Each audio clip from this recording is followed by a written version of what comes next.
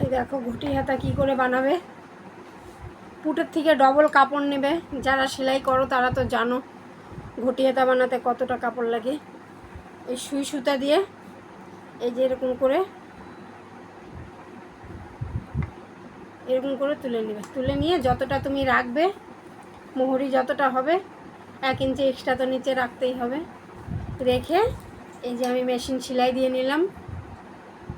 এই দেখো, দেখতে পাচ্ছ আমি কিন্তু সুই সুতাটা এখনও খুলিনি তোমাদের দেখানোর জন্যে। দেখো, 2 সাইডেই, উপরেও নিচে।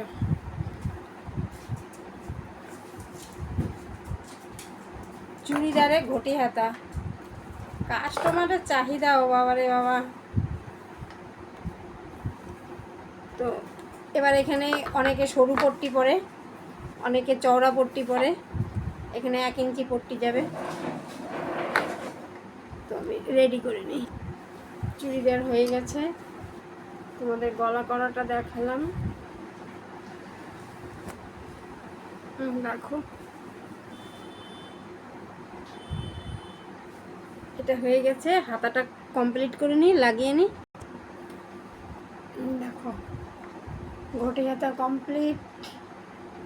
এবার লাগাবো, লাগিয়ে নিই।